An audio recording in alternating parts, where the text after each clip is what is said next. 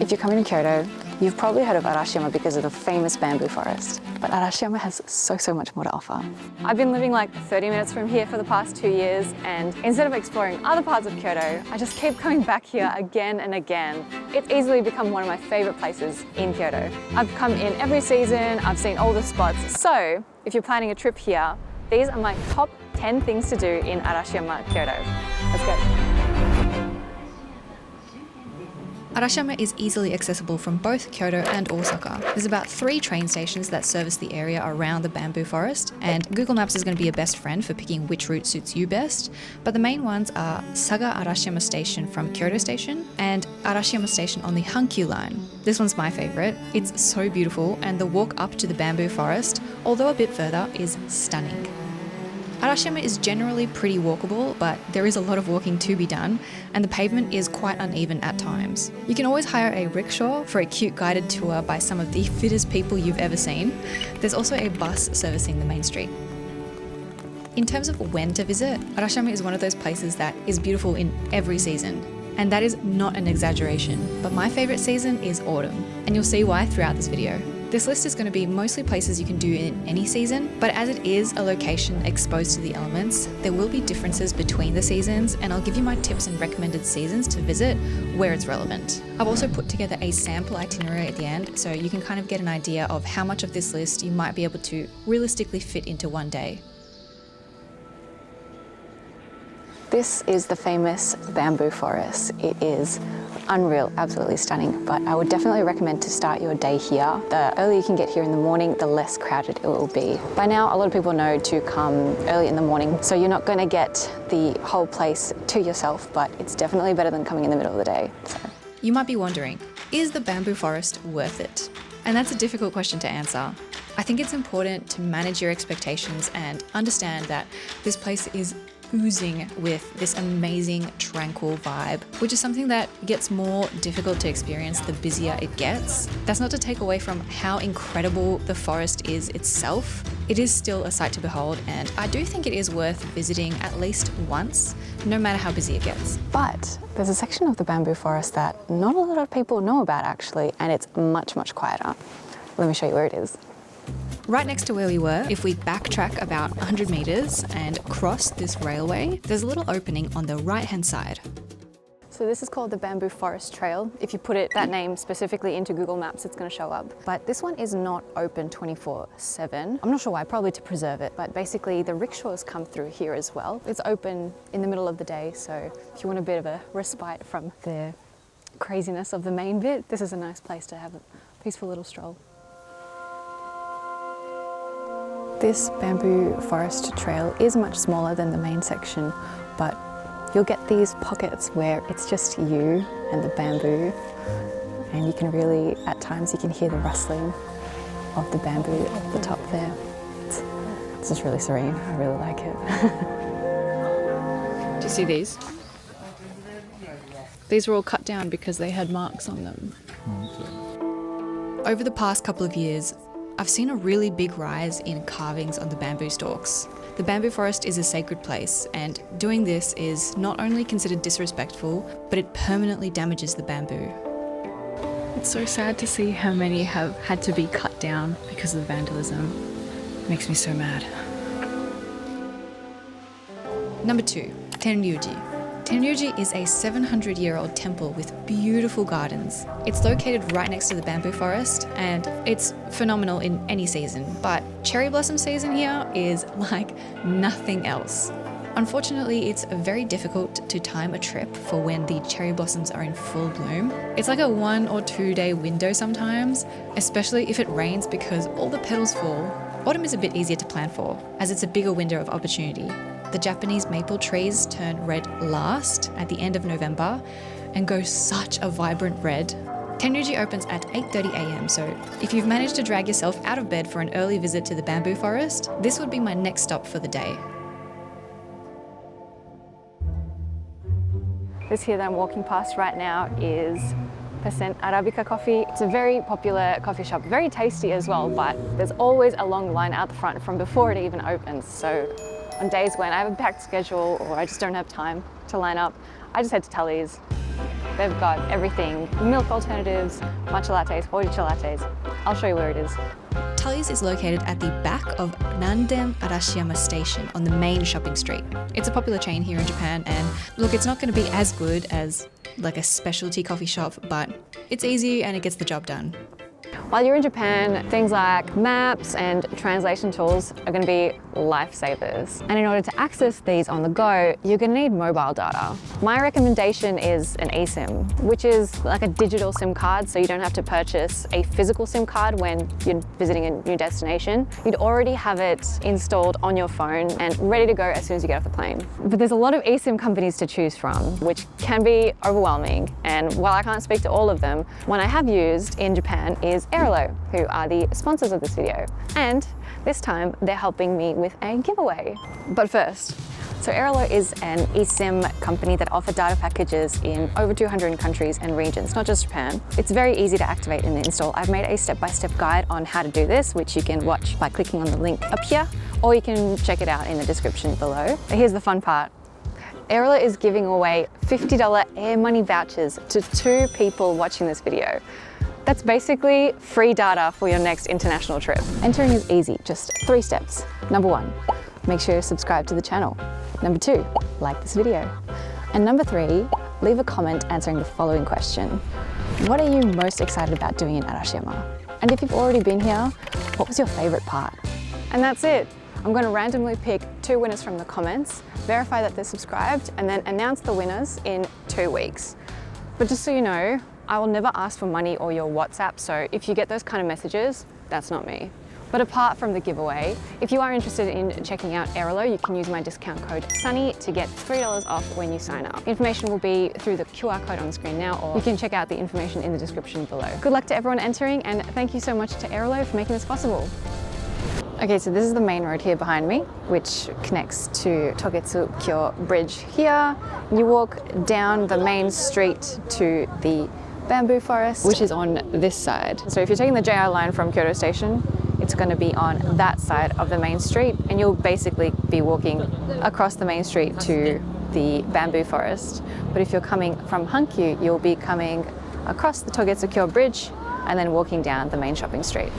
This is the main street here, connects everything from bamboo forest all the way to Togetsu-kyo Bridge. It's got everything, street food stalls, cute little souvenir shops, but it gets quite busy here during the day, so it can be a bit overwhelming. And our next point is not actually on this street, it's just off it.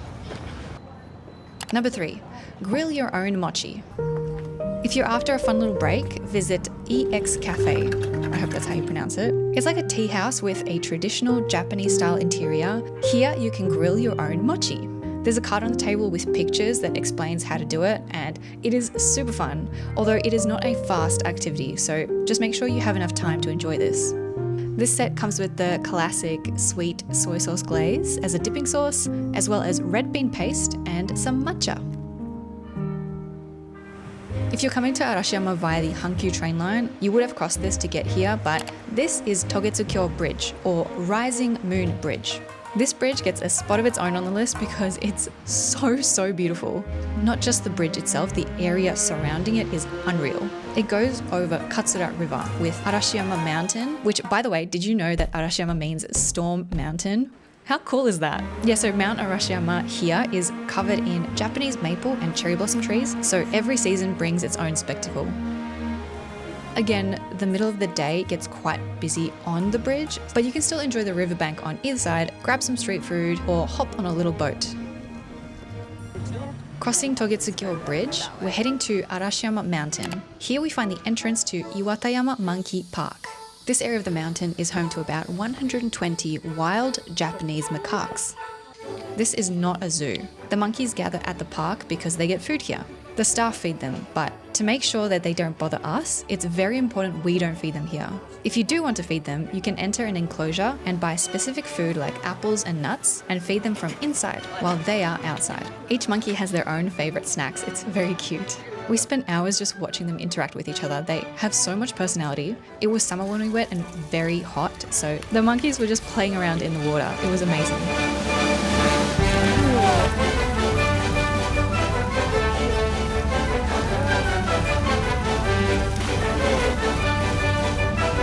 monkey park is open all year round. However, please note that it is about a 20-minute hike up the mountain from the entrance to where the monkeys actually are, which is brutal in the summer humidity. Number 6, lunch at Yoshimura Soba. There's a lot of lunch options in Arashiyama, but my favorite is having soba noodles at a place called Yoshimura. This is a soba restaurant, so they specialize in buckwheat noodle dishes, and because of its prime location, you can enjoy a beautiful view of Togetsu-kyo Bridge and the riverbank while you eat. The food is great too. Soba noodles are a classic. The only thing is, I'm not sure they take reservations. There is almost always a line here, so just be prepared for that if you want to visit. If you're not in the mood to wait though, there's heaps of other places. There's this thing called Tabelog, which is like a restaurant review guide that is used here in Japan, so you can use it to find a restaurant you like and make reservations through it too. It's officially in English now, which is super exciting. I'll chuck a link to it down below. Number 7, the hidden temples. I'm not going to go into too much detail for this one because I've covered it in a separate video, but just north of the bamboo forest is a beautiful area hidden away from the main crowds. You get the delight of walking down a street called Saga Torimoto Preserved Street, from which you can access 3 temples that I want to mention. There's Gyoji Temple with its beautiful moss garden that feels like you've stepped into a fairy tale. And these are the different types of moss. Next is Adashi no Nembutsuji. This is an ancient Buddhist temple with thousands of carved stone statues to commemorate the nameless dead that were buried here. It's a solemn and beautiful place, but please keep that in mind when you visit. But at the back of the grounds, you'll find a hidden mini bamboo forest. This was very much a hidden gem a few years back, but it is not hidden anymore. It is a mini alternative to the main busy one though.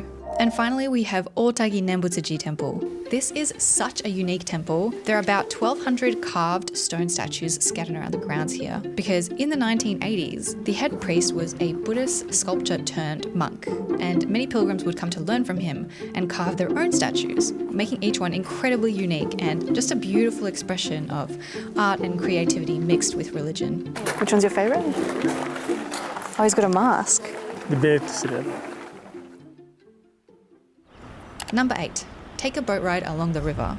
There are a lot of different types of boat rides you can choose from. You've got motorized ones, small rowboats you can row yourself, and traditional style boats where you have other boats come up to you and sell you food. We went with the Yakata Bune traditional style, with a person at the front rowing, not with a paddle, but with a bamboo stick. They would use it to push against the riverbed to direct the boat. Very cool to watch, although I imagine quite tiring. It's open in every season, but I would recommend any season apart from winter. If you're there when it's snowing, go for it. It'll be beautiful, but cold. The breeze, I imagine, is very pleasant in the summer heat though. The other reason I wouldn't recommend winter is because there's this like boat food stall that comes up to your boat to sell you food while you're on it. And this shop doesn't operate in winter.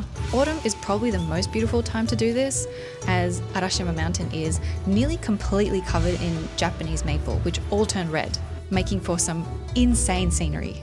Now this one's not going to be worth it for everyone, but just up here there is an art gallery that I would definitely recommend in the autumn. This is Yusaitei, a gallery exhibition by the dying artist Okuda Yusai. The gallery is designed to accentuate the natural beauty of Arashiyama using reflections and light.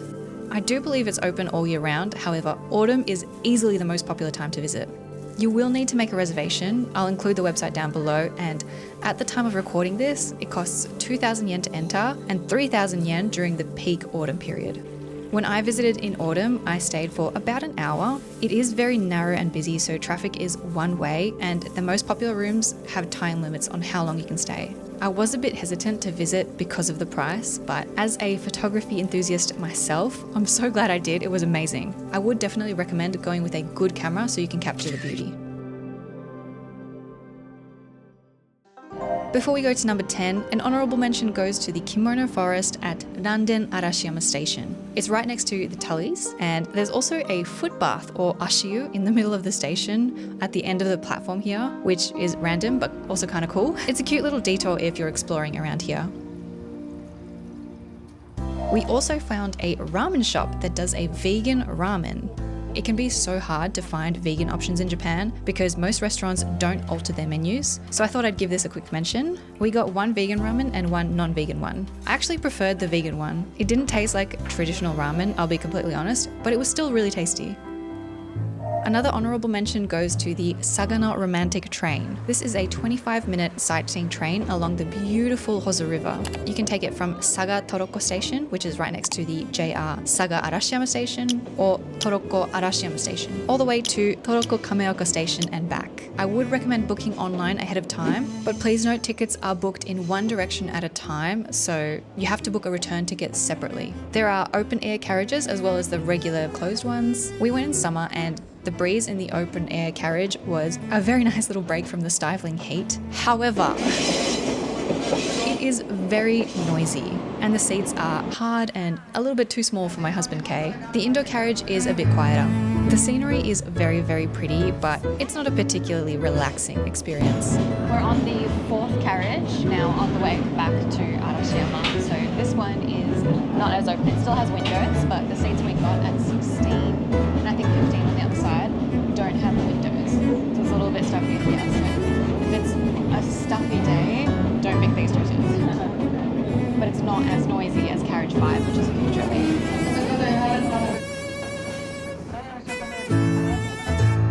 In terms of dinner, a lot of places close in Arashiyama before 5 p.m. So one option is to head back into Kyoto City. You could take the bus or the train, either way, and grab dinner there. Or there is a pizza place in Arashiyama that is pretty good, actually. For me personally, pizza in Japan can be really hit and miss. I know some people really love Japanese pizza. Maybe I'm just picky, I don't know. But this one pleasantly surprised me. Pizzeria Mama is a Japanese take on Italian food, but I really enjoyed the way everything was executed, such as this fried bread with Japanese pickled ginger inside. This here is a Bismarck pizza with sukiyaki beef and the daily special pasta. And pizza aside, I love how Japan does seafood pasta. Genuinely nail it every single time. This place is open for lunch and dinner, and I would recommend making a reservation in advance, especially for dinner, as they can be quite popular. But yeah, if you don't want to head all the way back into Kyoto City for dinner, this is my go-to. There are so many more amazing things to do in Arashiyama, and I do encourage you to explore when you're here. It's such a beautiful area, but those were my favorite things to do. I hope you found the video useful. Please give it a like and subscribe to help share it to other people that might enjoy it as well. And a huge shout out to Airalo for sponsoring this video. And don't forget to leave a comment down below for your chance to win a $50 Air Money voucher. If you haven't already, use my discount code SUNNY when you sign up for your first eSIM to get $3 off. But yeah, thanks so much for watching and see you in the next one.